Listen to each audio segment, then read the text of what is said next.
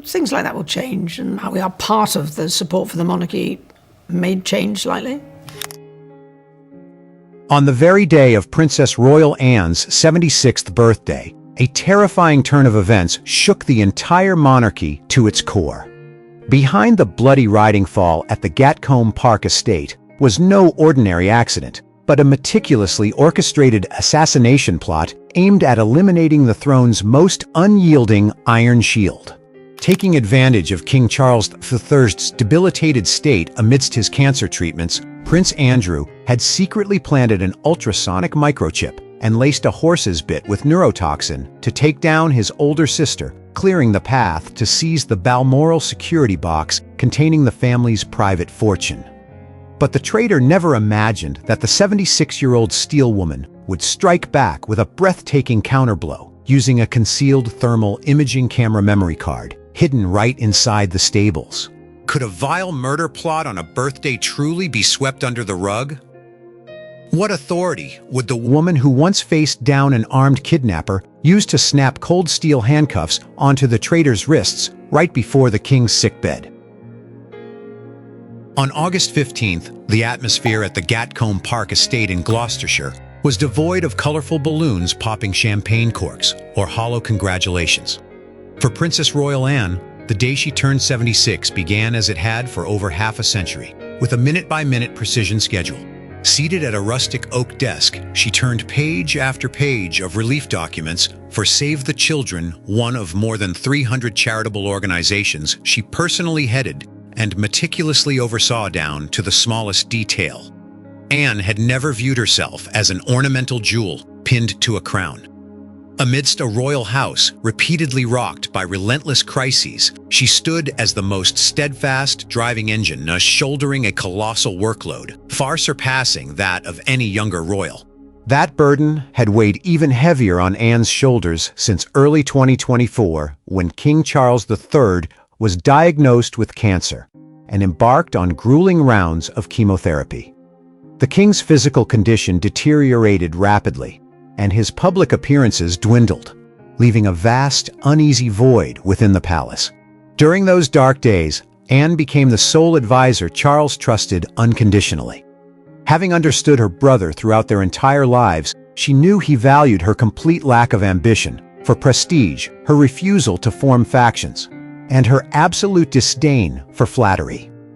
Above all, Charles had entrusted Anne with the only key to the Balmoral oak security box, a sacred vault holding the financial seals and sole control over the family's private assets, which Anne had personally escorted alongside the coffin of Queen Elizabeth II on the solemn journey from Scotland to London in 2022. The Balmoral box and Anne's iron reputation served as an unshakable bulwark protecting Charles, but they were also the sharpest thorn in the side of Prince Andrew. Stripped of all honorary titles following a string of disgraceful scandals, Andrew found himself destitute and in a state of sheer panic as international criminal syndicates bombarded him with blackmail letters threatening to expose damning evidence unless he settled debts amounting to millions of pounds. To save his own skin, Andrew needed immediate liquidity, and the only fortune vast enough to wipe away such colossal debt lay inside the Balmoral box guarded by Anne.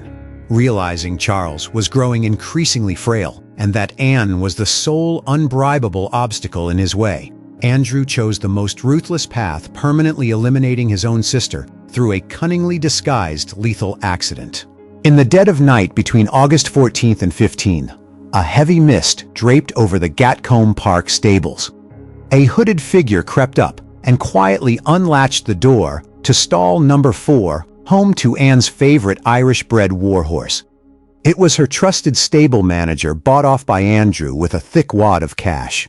Trembling, the man pulled a pair of thin pliers and a button-sized military ultrasonic transmitter chip from his coat pocket. With precise incisions, he embedded the chip deep within the leather padding of the horse's breastplate, a position pressed firmly against the animal's chest. Next, he drew a syringe filled with a thick amber liquid, a black market neurotoxin, formulated to attack an animal's nervous system, and thoroughly coated the metal bar of the snaffle bit. When Anne drew the reins, the poison would absorb through the mucous membranes of the tongue, combining with the remotely triggered ultrasonic pulses to turn the thoroughbred into a frantic, raging beast on the rocky slope. Every trace was meticulously concealed before he slipped back into the shadows. Early morning mist still clung to the pastures of Gatcombe Park as Anne stepped into the stables on her birthday. Needing no attendance, she personally inspected the hooves, cinched the saddle, and mounted the warhorse. With the poise of a former European champion equestrian, Anne urged the horse into a gallop along familiar bridleways, heading toward the rugged gravel-strewn hillside at the edge of the estate. From 300 meters away, concealed behind dense thickets, the ambusher's finger pressed hard on the trigger of a handheld remote. The radio signal transmitted straight to the concealed chip beneath the girth strap. A blast of ultra-high-frequency sound waves pierced the horse's eardrums, while the venom seeping through the bit caused its eyes to turn bloodshot with excruciating pain. The horse let out a blood-curdling whinny, reared straight up on its hind legs, and thrashed violently. The abrupt, violent jolt on the steep, stony terrain flung Anne from the saddle. Her body slammed hard onto the rigid rock before the panicked animal's iron horseshoes came down heavily upon her head and shoulder. Fresh blood seeped through, staining the lapels of her riding jacket crimson. The crazed beast charged straight through a broken barbed wire fence, leaving Anne lying motionless on the cold, damp grass. 20 minutes later, the estate patrol discovered the gruesome scene. An air ambulance made an emergency landing, rushing the 76-year-old princess to Southmead Hospital with a severe traumatic brain injury and partial amnesia. When the emergency news broke, Andrew sat inside Royal Lodge, sipping hard liquor with a sinister smirk. He was certain that at 76, such a devastating impact would leave Anne a vegetative invalid, or at the very least permanently strip her of her memory and her control over the royal fortune. Yet the traitor had fundamentally miscalculated Anne's iron will. In a hospital bed thick with the smell of anesthetics amid agonizing spasms from the head trauma, a lifetime of survival instincts once again dragged Anne back from the brink of death. In her delirium, memories of that fateful March evening in 1974 on the Mall flared fiercely in her mind.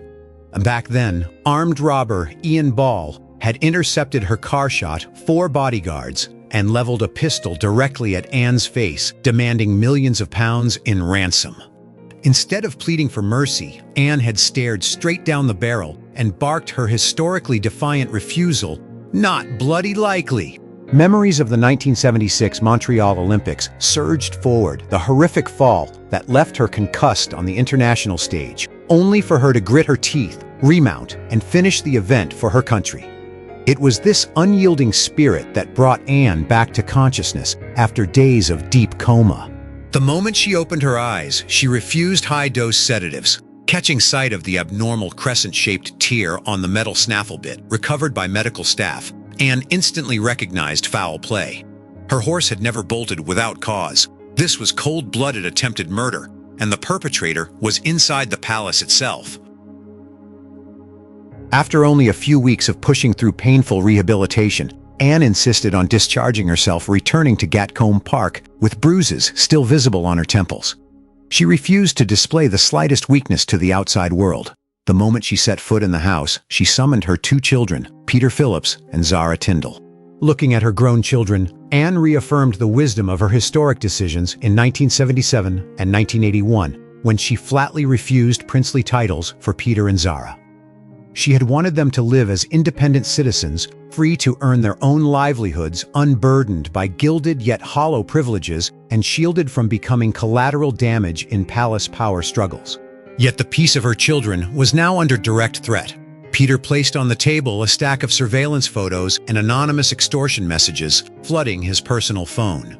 Shadowy figures threatened to deploy fraudulent contracts to ruin Peter's business ventures and sabotage Zara's international equestrian competitions unless they pressured their mother to surrender the Balmoral box. Anne's eyes hardened, turning cold as ice. Andrew had crossed the ultimate line, threatening the safety of her children. Refusing to alert standard royal protection officers for fear of an insider leak, Anne took matters into her own hands. At 3 a.m, under the cover of thick darkness, she and 2 trusted former forensic technical officers conducted a covert raid on the sealed Gatcombe Park stables.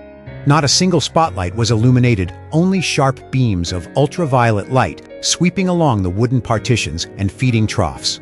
A technician ran a metal scanner across the blood-stained saddle lying in the corner. The device shrieked with an alert right at the breastplate. Under the razor-sharp slice of a scalpel, the thick leather parted a button-sized copper military ultrasonic transmitter with intricate microcircuitry dropped into Anne's palm. Sweeping the UV lamp across the damp straw at the bottom of Stall 4's manger, they uncovered an empty syringe retaining a few residual drops of amber liquid. The toxin sample and the microchip were immediately sealed in evidence bags. A swift cross-reference against component serial numbers yielded an unmistakable match. The transmitter was specialized gear from the black market arms trade, purchased directly through an offshore shell account Andrew had operated for years. Drawing upon her decades of experience, directing 300 charities, Anne possessed the razor-sharp eye of a seasoned financial auditor. The following morning, she locked the doors of her Gatcombe Park office and personally scrutinized the financial ledgers of Save the Children aid programs alongside the family trust funds. The figures on paper swiftly laid bare the crime millions of pounds meant for impoverished children had been intricately diverted through offshore shell companies. Every penny had flowed straight into the accounts of gambling syndicates to settle Andrew's crushing debts, with a substantial cash withdrawal traced directly to the payoff of the Gatcombe Park stable manager. Andrew was not merely a ruthless would-be assassin. He was a vile thief, stealing the bread from the mouths of destitute children. Meanwhile, at Windsor Castle, Andrew was convinced his scheme had succeeded without a hitch. Seeing Anne absent, he began spreading rumors among senior aides that the Princess Royal had suffered complete cognitive decline following her fall, could no longer distinguish reality, and had to be stripped of all responsibilities. He boldly paraded through the castle's west wing, intimidating the medical staff, caring for King Charles III, and demanding control over the visitor log to isolate Charles entirely. Little did Andrew know that his every move was under close surveillance. Instead of rushing into an open confrontation, Anne coordinated with Royal Special Forces to covertly plant a miniature listening device inside the gilded desk clock in Andrew's castle study. Every blackmail call, every vulgar tirade, and every scheme to coerce Charles into signing away his powers was captured in high-fidelity audio on a dedicated hard drive. Anne then set the definitive trap. She planted false rumors that her health was failing rapidly, that her memory was fractured, and that she would only briefly visit Charles's sick room the following afternoon. Taking the bait, a triumphant Andrew prepared his asset transfer documents, convinced that his once-in-a-lifetime opportunity to seize the Balmoral treasure had finally arrived. King Charles III's private chamber deep within the east wing of Windsor Castle hung heavy with a suffocating gloom. The pungent stench of antiseptic and chemotherapy drugs saturated the air. Propped against pillows in a bed draped in velvet, embroidered with the royal coat of arms, the monarch lay gaunt, his skin ashen from prolonged cycles of toxic treatments. The 4 lines were taped tightly to the king's frail hands. Charles was at the lowest, most vulnerable point of his life, broken in both body and spirit. Without a knock, the heavy oak door was violently shoved open. Prince Andrew strode in with an arrogant, triumphant smirk. He deliberately turned back to throw the inner bolt, completely isolating the room from the medical team outside. Dressed in a bespoke suit, his bloodshot eyes burned with the depraved desperation of a reckless gambler, down to his last chip. Marching straight to the edge of the bed, Andrew produced a stack of personal asset transfer deeds and a gold-inlaid fountain pen from his coat, tossing them onto the velvet blanket right before his brother. Dropping all pretense of deference, Andrew leaned down toward his gasping brother, his shrill voice spitting thinly veiled threats. International creditors were ready to unleash a deluge of filthy dossiers and compromising photographs capable of burying the family's name in the mud forever. Andrew demanded that Charles immediately sign over management of all private estates and hand over the brass key to the Balmoral oak box so he could extract the cash needed to save himself. When Charles rasped a weak refusal, Andrew sneered through clenched teeth. Whispering venomously into the king's ear, he hissed that his beloved sister, Princess Anne, was now a bedridden invalid at Gatcombe Park, following her catastrophic fall, utterly deranged, and unable to ever step foot in the palace again to protect him. Charles was entirely alone, and if he refused to comply, he would die in absolute disgrace. Seeing the fierce yet powerless fury in his brother's eyes, Andrew seized Charles's ivy-punctured hand, violently bent back. The frail fingers jammed the gold pen between them and forced the nib down onto the paper. Yet at the exact split second, the nib was about to leave its first stroke of ink, both heavy oak doors flew open with a resounding crash. A towering figure stepped into the room. The entire space seemed to freeze. This was no 76-year-old cripple in a wheelchair, nor a frail victim gasping for breath after head trauma. Standing before Andrew was the Princess Royal, stately, formidable, and radiating lethal resolve in the scarlet uniform of the Gold Stick in waiting. Dozens of prestigious medals gleamed across her chest under the chandelier light. A plumed bicorn hat sat proudly atop her head, and at her hip rested a ceremonial sword of tempered ice-cold steel.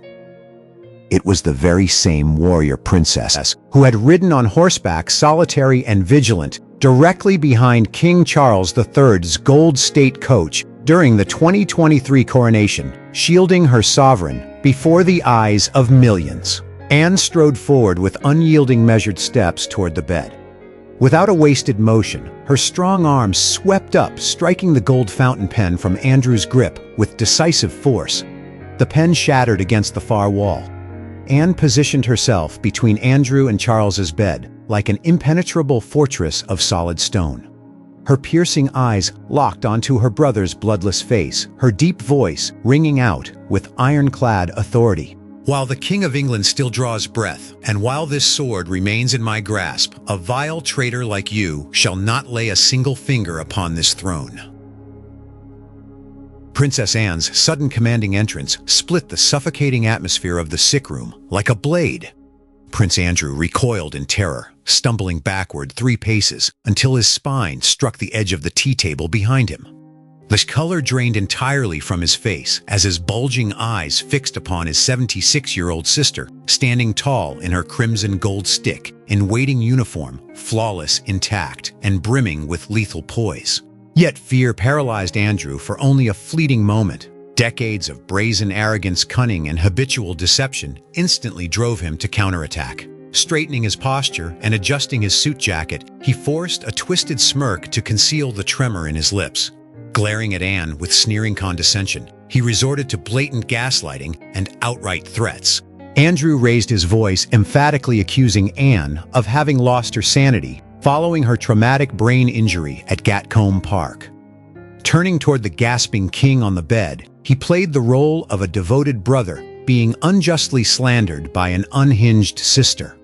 He proclaimed he had entered the room solely out of familial duty to help his ailing brother shoulder royal burdens, declaring that no one had the right to bar a prince of the blood from the castle.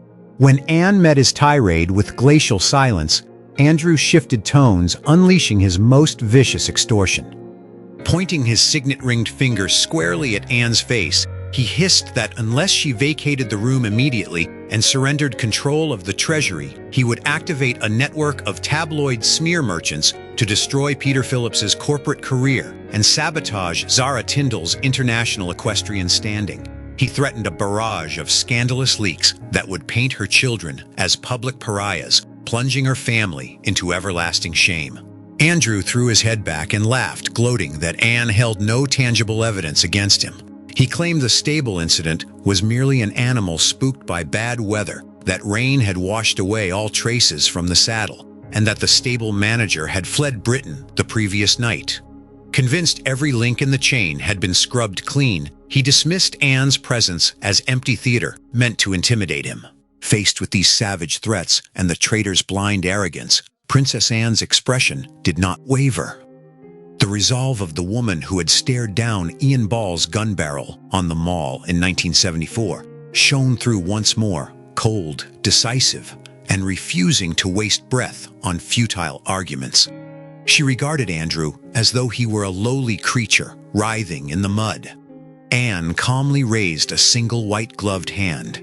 At her signal, 4 Royal Protection Group special operatives waiting outside burst into the room. They slammed the steel bolts shut on every door and window, severing every possible avenue of escape. A military technical specialist wheeled in a large, ultra-slim monitor, setting it firmly in the center of the room, directly facing both King Charles's bed and Andrew. Anne reached into the breast pocket of her tunic and withdrew a sleek black titanium-clad micro-memory card. She handed it to the technician. This was the fatal exhibit, the key that would unlock the gates of ruin for Andrew.